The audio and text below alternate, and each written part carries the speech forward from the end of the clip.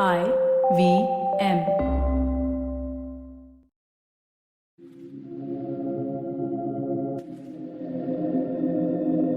This is Audiogyan, and I am your host, Kedar Nimkar.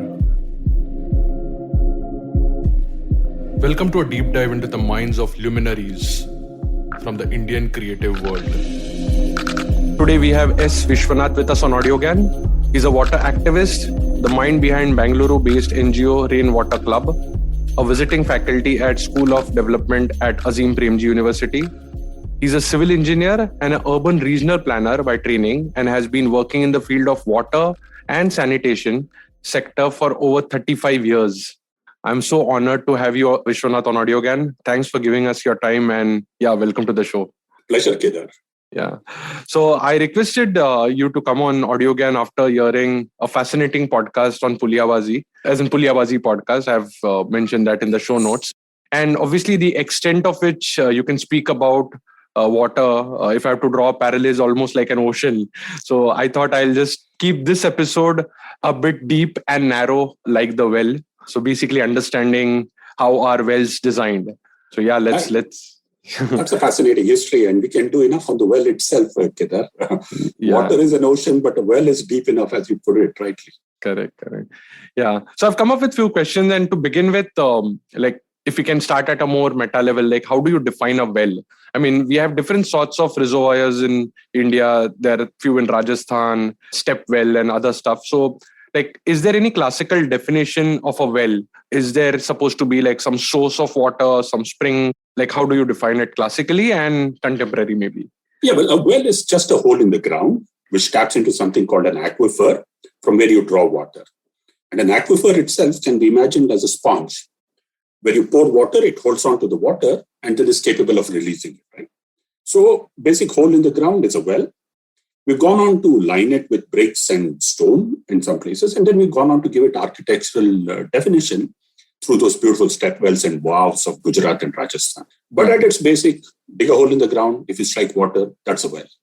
Okay. But how do you then strike, I'm going to come to that point later on about the Mannu Vaddars, but then how do you know that there's water here? Because the water could be anywhere, right? Yeah, but this is fascinating because I think one of the things with a well, which is classic about it, is that it's only found in certain places, right? You got to figure out which places they are. And this is a science behind it and a technology behind it. But the well itself as a construct is about 9,000 years old. The oldest well we have found is 9,000 to 9,500 years back in Cyprus, in that island of Cyprus, and in Israel and in Jordan, right? So at some point of time, human beings figured out that if you could go into the ground and dig a hole, you would find water.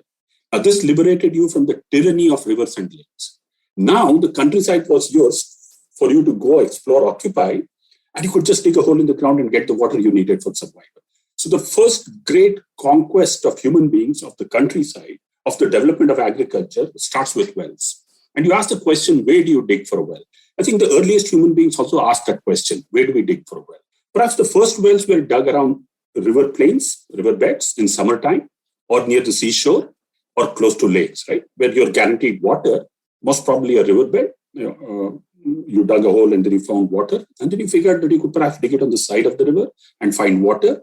And then it started to become a science of its own. And then we'll delve into what the science of it is and how do we figure out where to dig for a well at a later stage. But to remind ourselves that the oldest civilizations in India, the one in Kiludi in Tamil Nadu, the Indus Valley civilization, the Harappa, Mohenjo-daros, all of them are named after rivers, but actually they survived on wells. Mohenjo-daro, for example, every third house had a well. Harappa had wells, and so on and so forth, right? So wells were functionally what kept human civilization going for a long, long time and have not got their due because they have been sort of confused with rivers and lakes and other things. Mm-hmm. And why did you say tyranny of rivers? Because at least in India, we worship rivers. So is there like some connect there? It's a play on words. The tyranny of the river is that it ties you to its boundaries or banks, right? Then you figured out where the water is from a well or a spring. You could not leave the river and go away for more than 24 hours. You had to come back because you needed water for survival. And if you need water for survival, you can't survive without water in the countryside, in the surroundings, right? So you would have, for example, lakes or talas or ponds, but these would tend to go dry in summer times, and especially if there were years of drought. So the river's tyranny is that it holds you to itself. The civilizationally, it holds you, but the well liberates you, because now you go to the earth is holding the water for you, stocking it up below the ground, preventing evaporation to occur, keeping it filtered, keeping it sweet, and it releases it if you have the knowledge to dig where you have to dig. Interesting. And you said digging close to the banks or close to certain huge water bodies. There are these peculiar trees also, right? Which signifies that there could be water potentially here, irrespective of like it's far away from some huge water body. Is there any? It's common sense. Like when you go in summer to a countryside and you see that the tree is green, obviously the tree is drawing water from the ground, from underground. So its roots have gone to the aquifers. Typically, roots are 20 to 30 feet deep. Only rarely do trees send in a taproot 50 to 60 feet deep. Most trees' roots are 10, 20 feet, thereabout. So if you saw a green tree in summertime, then you would be sure that there was an aquifer below. If you saw a termite mound, an anthill, and termites need water all the time. So a termite mound would signify water below, right? Certain bushes, like the calotropis, arc they call it, or yucca, it's the milkweed. You cut the leaf and you get milk from it. This is a plant which was identified with groundwater. So typically, if you have these in a straight line, termite mounds and trees which are green in summer, and this calotropis, then you would dig below there and you would generally strike water. So studying the landscape, understanding soil, understanding trees and plants was essential to determine where to dig for a well. That's interesting. So, if you can tell us what's the importance of wells for civilization in general. I mean, it's like, I have a follow-up question on that, which is what I just mentioned about rivers were worshipped, but every house had a well, or every other house had a well. So, and you also spoke about the entire, actually don't recollect the exact thing, but it also spun from the bullock cart and bunch of other stuff. So if you can give some background about that. Well, the well is human beings' first efforts to access water. Before that, nature provided us water, right? From streams and springs and rivers and lakes. Nature was providing us water, and from rain, if you collected it. But the first time human beings put in an effort was with the well to access water. And therefore, that history started, as I was describing to you, the science of water itself. Because what is science but codified knowledge? And codified knowledge is transmitted from generation to generation. And that generational knowledge was, where do you dig for a well? Right. So I would argue that science develops around wells and water. Wittfogel, a very famous philosopher, scientist, had suggested that civilization is actually constructed around water, called the hydraulic civilization as a model. That's been debunked a bit, but then his argument was that the structure of the state or governance itself is created around water, because you have to arrange a bureaucracy to manage water at some levels. That was Wittfogel's argument. But my argument is that a well was the first scientific construct and the first human endeavor to access water. And like I was telling you, it liberated us from the tyranny of rivers and lakes. It allowed us the countryside to explore. And perhaps the first agricultures developed around wells. And the science of water developed around wells. But wells also spun technologies. Human beings by nature are lazy.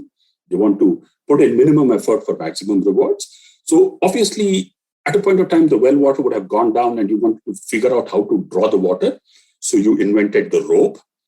The rope was okay to lift at, but things could be made a bit more easier. Suppose you had a pot or a bucket which was 10 kgs or 20 kgs, that's a heavy load already. So you thought you put a stick between a Y4 and roll the rope on it, right? That makes mechanical advantage, so you lift water easier. That spoke became the pulley. The pulley made it so possible that a small girl could lift water. And then it had the gender ramifications, because girls then became in charge of water and so on and so forth. But the pulley then got attached to two spokes and became the bullock cart. Then it got attached to two wheels and it became the horse cart, and therefore machines of war. The pulley got attached to the automobile and became part of the car transportation. And the pulley, therefore, resulted in the first traffic jam in the world, which is ascribed to cars. But it's not cars, but it's the well which is the cause for the traffic jams that we face now in Pune, Bombay, or Bangalore for that matter. So a whole bunch of technologies developed around the well, including the lever, the what is called the yeta or the fork, whereby you lift the water. Human beings can run on it and tip it up and then lift the water. The pulley, which became the Persian wheel, where bullocks would go round and round, and the Persian wheel would lift a chain of buckets up with water, the first pump, so to say. So science and technology have anchored themselves around the well civilizationally. Very interesting point. Just one more point, Kedar. Civilizations which have had the well have developed the wheel. Only civilization, and the continuous civilization at that, is a 50,000 to 65,000 year old one of the ancient people of Australia, who were cut off from the rest of the world by Australia being an island. They did not have the well, or very few wells. And they, as a civilization, never developed the wheel. So is it a coincidence? Up for us as a hypothesis to explore. But the well caused the wheel to develop, and the wheel caused automation, transportation to develop. And therefore, there is something great about the well, which really fascinates me. Yeah. I mean, we'll certainly come to this point again, because if the well caused the industrial revolution, so maybe the electricity has also depleted wells now. Yeah. No, but so you mentioned that like the earliest well which we have sort of figured out so far is like 9,000. Yes. So and I don't exactly can't place it in the timeline, but agriculture must have not been that old, right? It's slightly younger than this. So anything happened between the first well discovered or the first well invented to the time when agriculture started? Any insights? One of the first furrows discovered, which shows agriculture being practiced, is in Kalibangan, in the Indus Valley civilization. That's one of the first furrows there. And that's about 5,000 years old, right? Roughly 5,000 years old. So therefore, of course, the oldest well predates the oldest furrow. But mostly agriculture would have been rain-fed in the beginnings. You just scattered seeds or you just picked it up. But organized agriculture had to work around water. And I would argue that the well was one of the supports for that organized agriculture. It could have been diversion of rivers through barrages and anicuttes, but it could possibly also have been around wells. And possibly the Harappan people were one of the first to use well water for agriculture, what you would call irrigation now as a practice. Okay. It's a topic not being researched enough. There's been a lot done on water and a lot done on rivers and other things. But the well itself, unfortunately, few scholars have spent time in understanding the dynamics of the well. Okay, yeah. And PhDs can come around. Yeah, it's worth exploring, definitely. And are there different types of wells in India? I mean, with respect to water, with respect to structure, with respect to any brief there? Yeah. So broadly, typology-wise, you would have the Indo-Gangetic Basin, where the water table is very high, or used to be very high. Now it's depleting very fast. But here, the soil is sandy or loamy, and therefore you need a support structure for the well, which is completely a brick plastered well, right? So the brick goes all around and the whole thing is plastered. And the water comes from the bottom. So well is fed from the bottom, the aquifer feeds it from the bottom. Whereas in the Deccan Plateau, both in basalt areas and in granite gneiss areas, rocky areas, 2/3 of India, the well is generally lined with stones, basalt stones or granite or gneiss. And these are sort of uncemented, without lime or without cement, and they're porous. Water comes in from the sides as much as it does from the bottom. So these are the broad two typologies for wells. Fascinating wells, which are there with, for example, pottery lined wells in Odisha and Bengal, which has also transferred to Sri Lanka. And the modern well is being done with concrete drains. So these are the sort of broad typologies of the open well. And these were designed, or these were like, they organically were evolving based on the topology, or were they like looking at the topology, we took conscious efforts to evolve them? So here's the fascinating As in because of the stone structure or the soil quality and stuff like that. Yeah, basically the old wells were unlined wells, right? So they were not lined, but they were prone to collapse depending on the soil conditions and the weathered rock conditions. So, but then a set of communities developed around the construction of the well. The Mannu Vaddars that I was talking about, or the Bovi or the Ode as they're called. So these people were skilled in digging deep and making sure that the well was reached. But they had a cousin community called the Kallu Vaddars, or the stone cutters. And the stone cutters would cut the stones for the Mannu Vaddars to line the well. Right? So community and social practice developed around typology of the well. And as people figured out what made it more robust, more stable, they started to develop the practice of using lime and brickwork and stones to line the wells, especially the richer farmers. The poorer farmers would still leave it unlined and it would be prone to collapse and so on and so forth. But as the agricultural communities grew in richness, then the wells started to get lined, started to get decorated.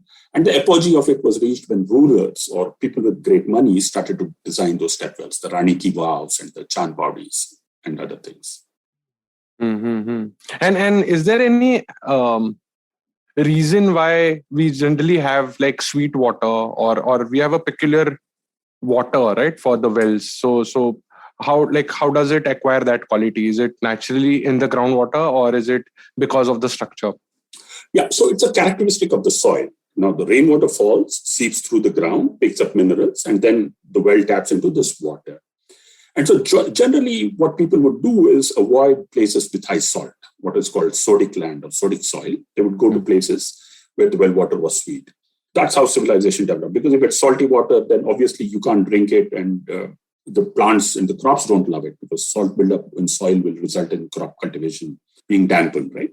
So, but not to say, many places the water was khara or salty. People still lived with it. They gave it that name, khara pani kuwa, mita pani kuwa. So those names also came associated with the quality of the water, but that's a characteristic of the soil and a characteristic of the place. It's so fascinating. I mean, just everything is so naturally setting up perfectly. Some of the sweetest water is in the deserts of Rajasthan, right? Where perhaps the Saraswati has disappeared below the desert sands. And in places like Jaisalmer, Jodhpur, you have kuas which are 100, 120 feet deep and have absolutely the sweetest water. In certain patches close by, you can see salt water. So perhaps ancient river courses are being defined by wells now, where they're tapping into sweet water too. So these are fascinating constructs around the quality of the well water. One of the other fascinating thing is that well waters generally did not have fluoride and arsenic, generally, right? So fluoride and arsenic came with the bore wells, and that has been a problematic. Well waters would have the guinea worm, would have bacteria, but not fluoride and arsenic, not geogenic contaminations like that. So that's another peculiar characteristic. But isn't, like, I'm sorry for a naive question, but isn't borewell a sort of modernized well? I mean, you just put like a thing. So how, like, anything to know about? So what an open well does is it taps into something called a shallow unconfined aquifer. That's the first weathered rock or the soil zone where the water is. So you dig and the water table is up for you to see. A bore well can tap into the same aquifer, but bore wells generally go deeper into what's called confined or semi-confined aquifer. That is, water between two rock layers, which is pressed together and kept together. So bore wells go deep into that and then pick up generally what would be called fossil water or water which has been stocked up over a long, long time. Though now it's getting recharged by rainwater, but wells pick up water which is annually replenished. Bore wells pick up water which is decades old or centuries old, broadly to say. Wow. And it can so happen that when you start digging, you will first probably stumble upon like khara pani and then sweet pani. It can happen like that?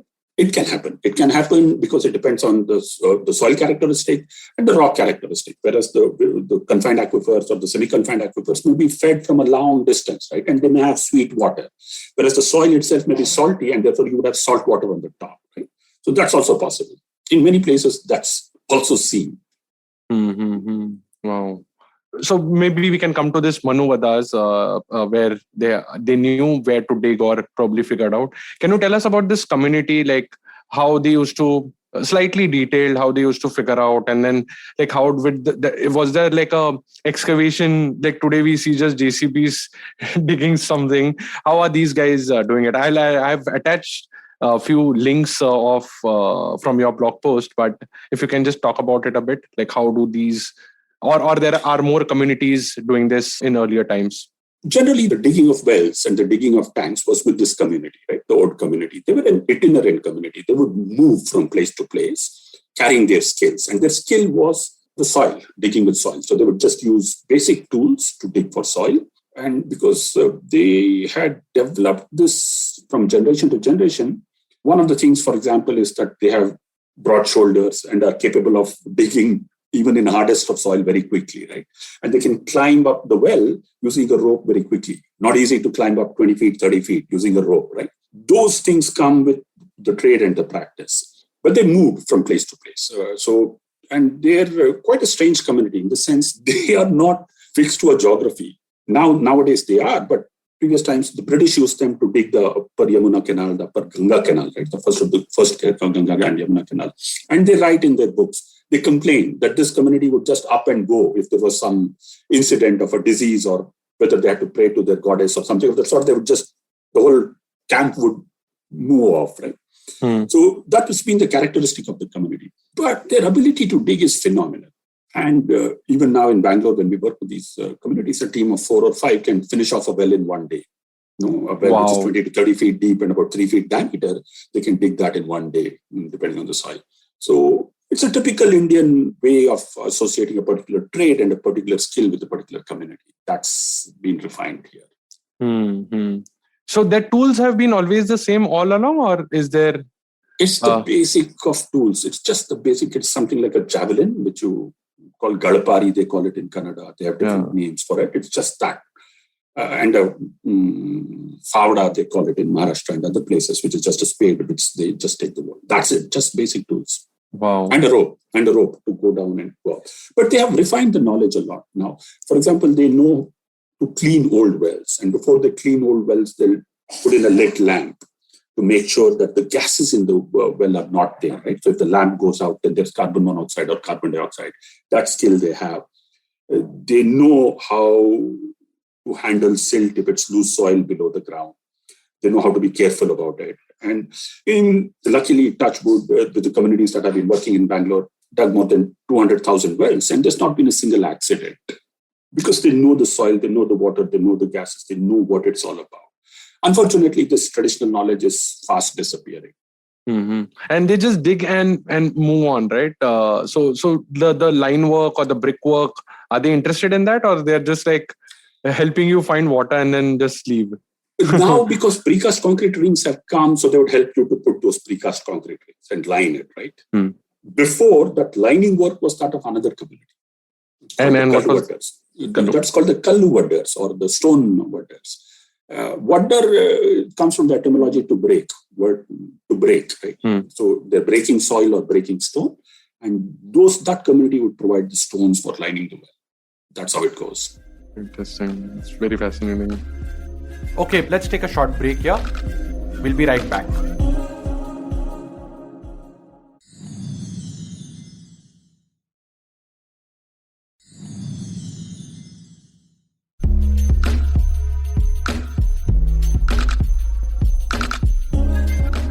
Okay, welcome back to the show.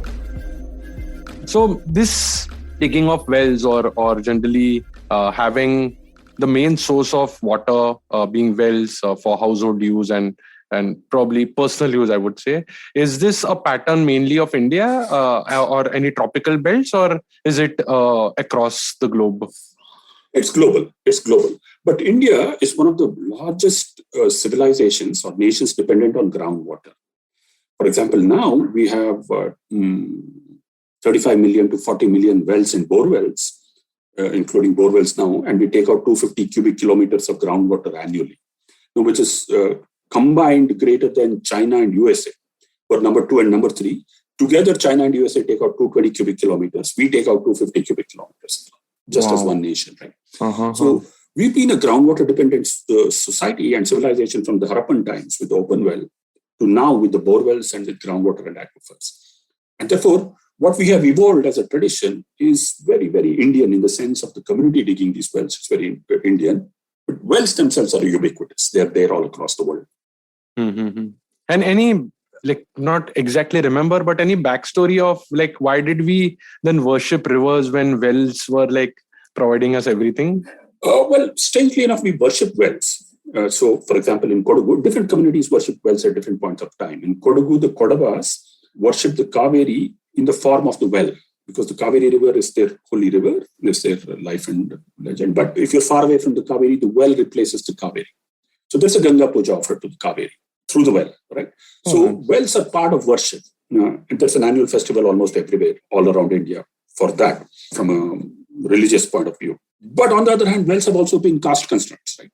So wells have been dug for a particular caste. Higher castes have dominated certain wells. Lower castes were not allowed to use the water. That kind of caste discrimination also exists with the wells. Though the waters of the aquifer are one, but through the well, we've started to discriminate using caste too, historically speaking. Nowadays, it's luckily getting less and less and it's going there.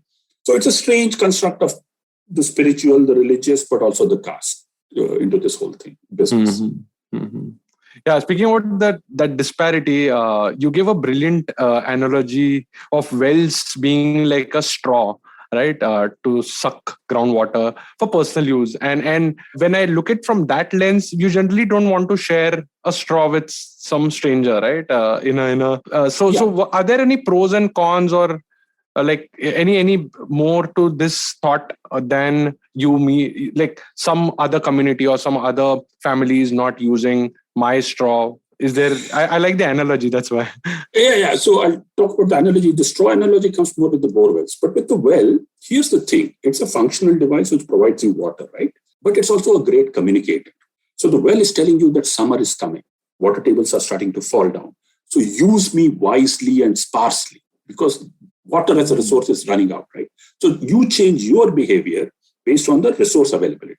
Don't expect the resource to change its behavior based on your standards of whatever consumption, right? So the well is functional and communicative. Then it tells you that it's been a good year of rain. It's full, brimful, use it, plenty. It rewards you for good behavior. If you make a lake or a percolation pond nearby and recharge the aquifer, the well is full. It's rewarding you for good behavior. You dump garbage and pollutants all around, then the well is contaminated. It punishes you for bad behavior, right? So civilizationally and culturally, it's sending you a signal almost on a daily basis. I know of a lot of gentlemen here and women who go to the well on a daily basis, and they communicate with the well. They take their granddaughter and show her the well and tell her, measure the level of the water, hear the sound of the bucket, because that's one way of identifying how deep the water is, because sometimes you can't see the water. So then you multiply it by 9.81 or whatever meter per second is the velocity of sound, and then you figure out what is the depth of the water, right? So it's teaching you physics. So this communication and functional angle is what we have lost with the tap. Because with the tap, we don't know where the water is coming from. How much water is there in the dam or river? How long it will last us? We want our 135 liters per capita per day or 150 liters per capita per day. How do we get back the signals with water as a scarce resource is our big challenge. And the metaphor is the well. So we've got to go back to the culture of the well, metaphorically speaking, whereas communication and ecological scarcity of the resource is known to every consumer, so that they make a wise choice about how much water to use or how much not to use. That's the parable of the well. The straw business is this. Aquifer is limited. Yeah, whatever is there below the ground, this is very difficult for people to understand. The difference between the well and the aquifer. The well is a straw to tap into the aquifer. The aquifer can be big, can be small, depends on the characteristics of geology of that place.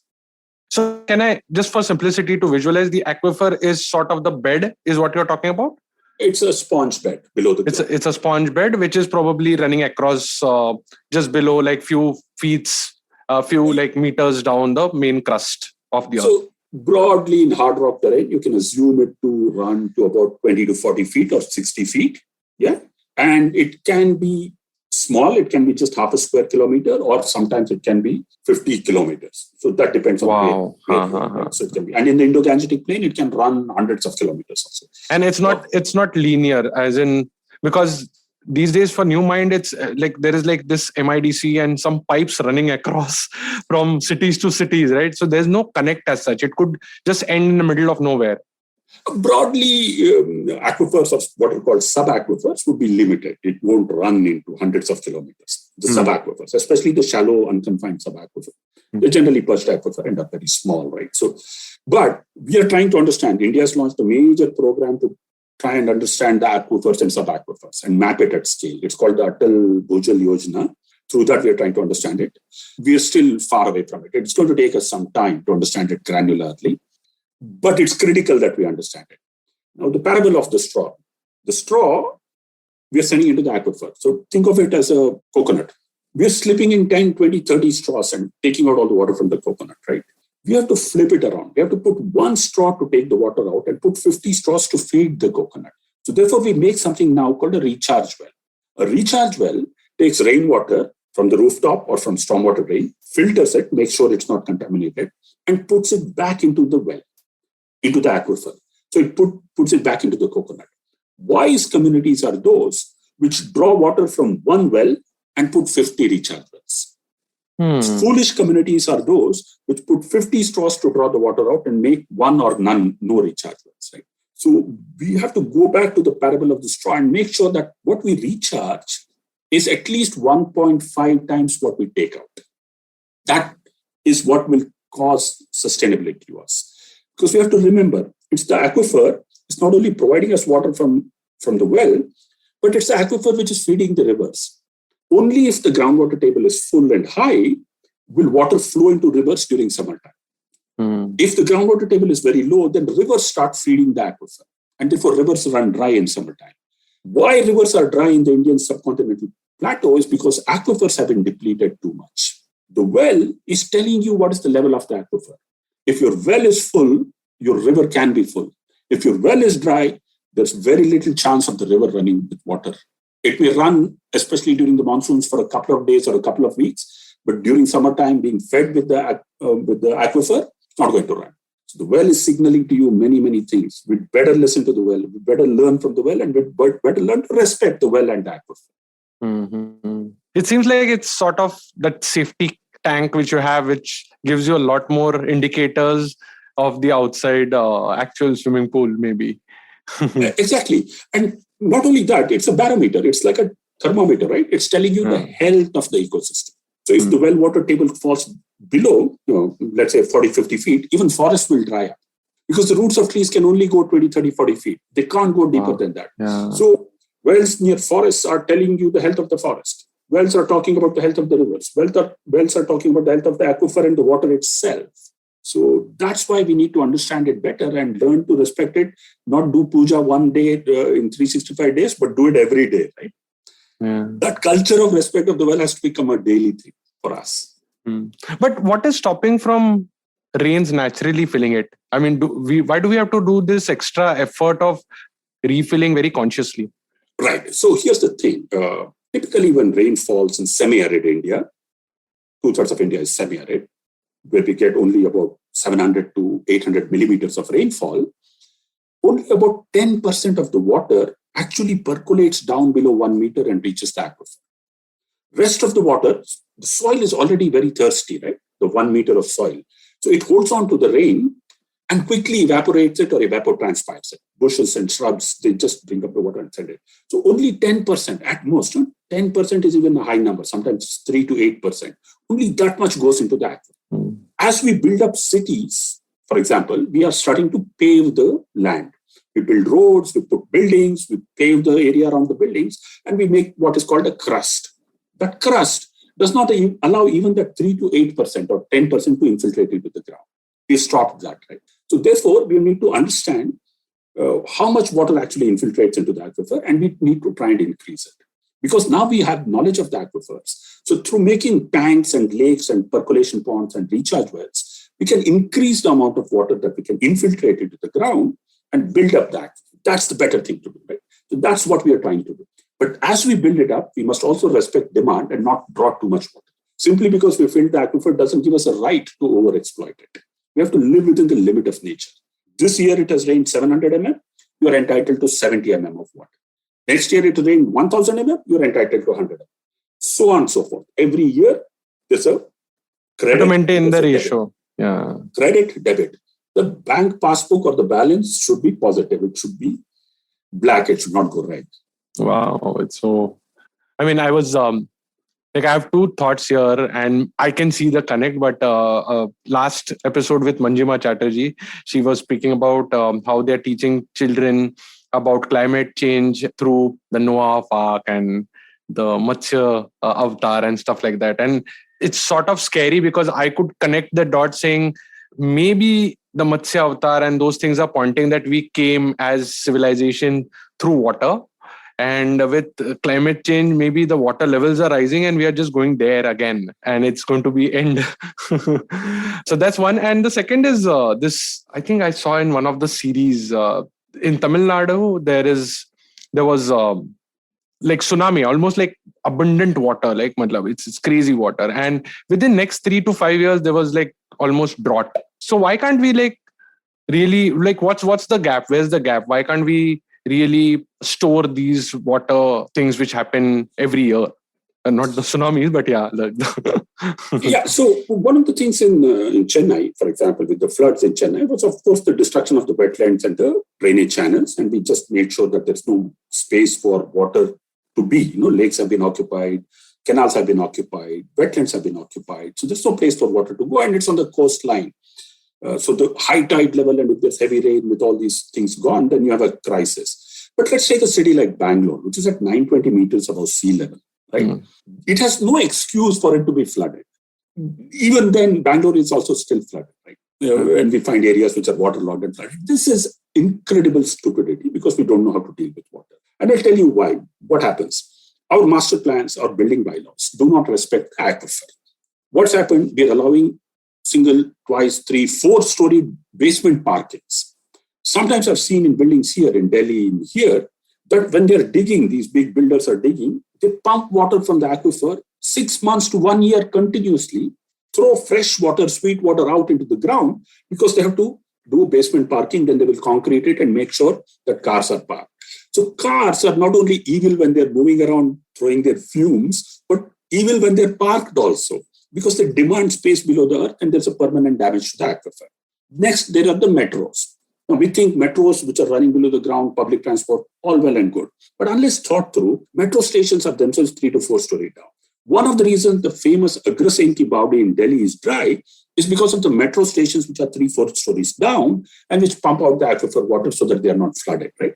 So therefore, our infrastructure, our roads, our metros, our basement parkings, our master plans are not talking to the aquifer. So what we are trying to do in Bangalore is to reverse that. We're saying, let's build 1 million wells, recharge wells. Let's protect this water. And every household should become responsible for 60 millimeters of rain. If there's a rainfall of 60 millimeters, that site or that building should be responsible for it. It should not leave it go into the drain. It should push it into the aquifer. Now, if we do that, and if the aquifers are then used, balanced, we will not have urban flooding. So careful planning requires drainage, wetlands, lakes to be protected, but rainwater and aquifers also to be linked so that we use the aquifer as a buffer, as a bank to store during heavy rains, and then use it when we need it, as a supplement when we need it, right? So that has to be carefully crafted for every geology and locality. That kind of thinking is now emerging. I won't be critical of the past. Always new knowledge brings with it new insights, and we have to use these insights at scale to make sure that we do justice to our cities and we don't have urban flooding and water. And it's so, I don't know, it's pity actually because Bangalore was called the city of lakes. Yeah. So the thing is not to go into nostalgia, but to create a modern construct of what the lake should be. Right now, the lake in Bangalore, which will feed the wells, will come from treated wastewater. They will not come from rainwater. They'll come with treated wastewater. So we'll have to reimagine lakes and how we are going to construct them, for what purpose they have to be built. And one of the purpose would be to recharge the aquifer so that wells have water. And is there any other backstory?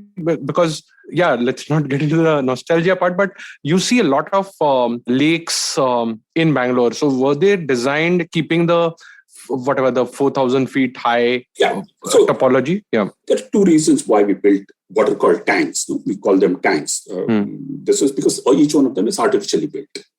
They're not natural lakes. Natural water bodies would be lakes. Artificial or human-made water bodies would be tanks. So these are tank systems.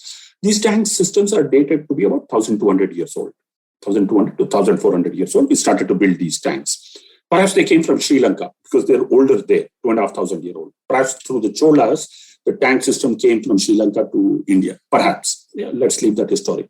But it was built because that was the only source of water. We had to hold on to the rain. It rained 30 to 40 days in a year, at best 60 days in a year. For the rest of the days in the year, we had to hold on to the water. So we threw an earthen dam or an earthen bund across a valley, held on to the water, allowed it to infiltrate into the ground, picked it up from the well as filtered water for drinking purpose. From the tank, we used it for irrigation purpose. But now what's happening is the role of irrigation is no longer existing in urban India.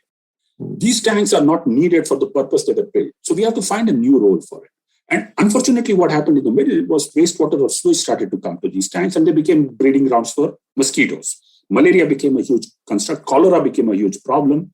Plague became a problem, late 1800s, and malaria till 1960s, 1970s. So the tanks themselves, which were meant for irrigation purpose, became new grounds for vector-borne diseases. So therefore, we had to get rid of it. So a lot of the tanks were destroyed, were taken out because of this problem. We didn't deal with sewage together with water. We didn't think of the vectors, and we were densely populated. So now we have to reimagine them and bring them back. I'm not a nostalgist to say that all the 1,000 tanks of Bangalore should be brought back, but we should protect at least about 250 to 200, 300 so that an ecosystem is developed around it and we have ecological and cultural uses for it. Mm-hmm. But it seems like a cycle, right? Because if I understand correctly, we have been an agriculture civilization for many years. While the first point which you mentioned about the wells have sort of manifested into today's industrial revolution. So, and the main reason for water depletion today is agriculture. So, what has changed, or why? And is it inevitable? Yeah. So technology is a relentless machine, right? The human being's quest for newer and newer technology is in his DNA, is in her DNA, right? That's what we do. So we use the steam engine. The steam engine needed water for generating power. That power was used to transport water. In Bangalore, the first pipe water supply schemes used steam engines to bring water from far away to itself, right? Then we developed the pump, the motor. Now we are capable of drilling 100 feet, 200 feet. Hard rock drilling rigs came from Denmark, USA, UK. We developed the technology of being able to drill to 2,000 feet for water now. Oil drilling rigs go even deeper. So we can dig deep, we can pump from deeper. We use diesel, fossil fuel to pump first. Now we use electricity to pump it. Electricity is generated from using water in thermal power plants, hydroelectric plants, and that same electricity is used to pump water out and then use it for agriculture and other purposes, right? So what's called the water G, or the water energy nexus. This is a relentless development, which is consumption oriented. Now we are realizing the linearity of it is not going to work. So we are trying to make sure it becomes cyclical. So then this cyclicity in creating cycles of water, in creating cycles of energy, making sure that carbon cycles are respected and more carbon is sequestered than let out into the atmosphere, will lie our salvation. Is it a bit too late? God knows. But should we put in the effort? For sure, we should put in the effort. Where should we start? Start with a well. Start digging a well, putting rainwater in, recharging the aquifer, bringing the water up, talking to the ground, talking to the aquifer, talking to the water, talking to rains. That's how we should begin. Awesome. Yeah, I think I'm frankly I'm more interested in knowing more things now.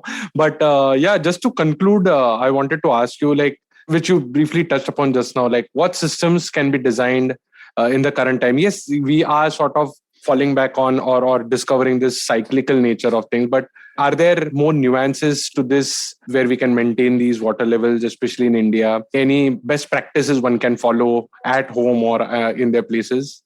Yeah, for sure. We have a lot of good practices. One of the good practices is a place called Hivre Bazaar, which is close to Pune, Ahmednagar district, where a sarpanch called Pokotra Pawar and the villagers together, the Gram Panchayat, developed a system by which they would recharge, developing the forest, making contour trenches, putting water into the ground, and they put a ban on bore wells. They said no bore well. But whatever water is in the well, we will share it. We will make sure that the water is distributed equally. One of the things with the well is that you should share the water with people who do not have a well. Construct of the well is such that if you have a well in your house and I need drinking water, you'll never say no to me because you'll get punya, right? There's an RAC in heaven reserved for you if you give me water for drinking and cooking. So it may be a private property, but it's a community resource. Hivre Bazaar has kept that as a community resource. It's made sure that every family has access to aquifer water, open well water. Neighbors feel to the others, right? So sharing water, banning overuse of water, recharging water, and living within the means. Every year they sit together and decide how much has it rained, what crops should be grown.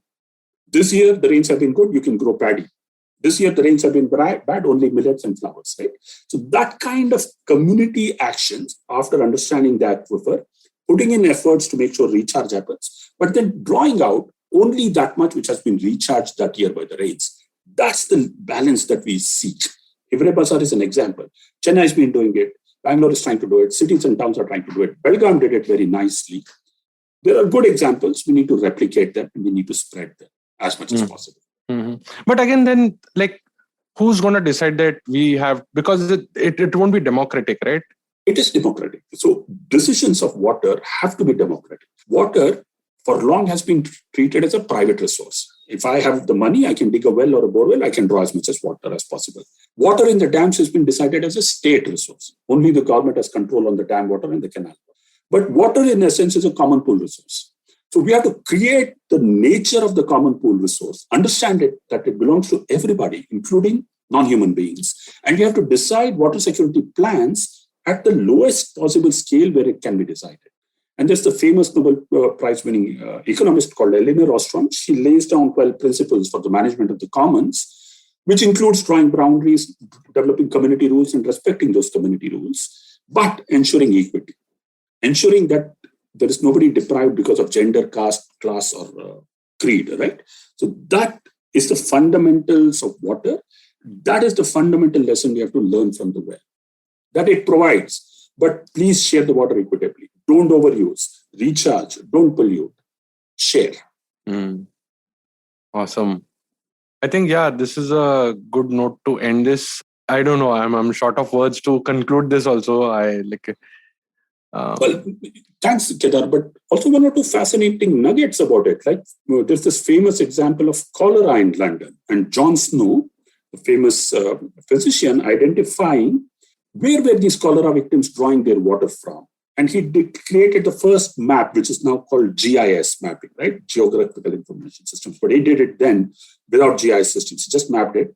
And by closing and removing the handle from the tank pump, a lot of the cholera deaths were avoided. So, by putting science and knowledge to the business of aquifer and water and developing the human curiosity and intellect around it, we can solve issues of cholera, which we did. We solved issues of the guinea worm, which we've done, polio, which we've done, smallpox, which we've done, we've overcome.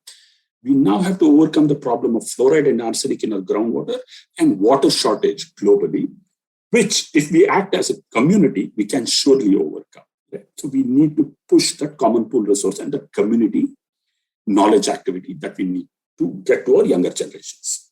Yeah. And it's very much required, I think, because otherwise we have to actually resort back to the Mannu Vaddars type people where you consume all resources from one area and then you move on. Not that they are doing it. I'm saying the earlier ancient human did that. And maybe the invention of agriculture was a boon, but there have been some contrarian views also to that because of agriculture, there are these pandemics, because there are people staying together. So, I mean, there is always going to be some trade-offs. I think just living with like good quality water and conserving it would be like probably the right balance. Well, actually, the Mannu Vaddar relationship with the family now is very strong, right? Every year they come in March and April and they make sure that the well that their fathers or forefathers have dug, they come and see the well and they ask, should it be desilted? Should it be deepened? Should it be disinfected? They'll put alum, they'll put potassium permanganate, clean up the well, desilt it, and the families recognize each other. This grandfather would have put that grandfather to the job of digging the well. The grandson and the granddaughter and the grandson here, they talk to each other. They make sure that the well is cleaned up, problems are identified and rectified, bandicoot holes are plugged, so on and so forth, right? So it's this human association which we need to develop and work on, right? It's not an artifact or a machine pumping water. It's a construct of human beings which has to be treated with care and with affection and with respect and with a lot of love and understanding. That's what the well signifies, right? It's human bonds, human interface, how people do things, how people develop skills, people use water, all that is tied together. That kind of human bonding is what we need to start to work on a lot more in this era of WhatsApp. Absolutely. I was watching one documentary on Netflix, and like one of the definitions of design is just one word, which is care. Do you care enough to design it well? Design it well also has a pun in it. Cool. Thanks, sir, for giving your time. It was really, really wonderful talking to you. I wish to have you again on Audiogyan, maybe talking about some other water structures and documenting that aspect of it. But thanks a lot. Pleasure, Kedar. Thanks for this. Thanks. And that's it from today's Gyan session. For show notes and more Gyan, visit Audiogyan.com. If you like this podcast, please don't forget to check our other interesting podcast on IVM Network. You can listen to us on IVM Podcast app, ivmpodcast.com, or any of your favorite podcasting apps. To stay tuned, follow us on Twitter and Instagram at IVM Podcast. And if you wish to connect with me, I am at Audiogyan Moments on Instagram. Until then, take care.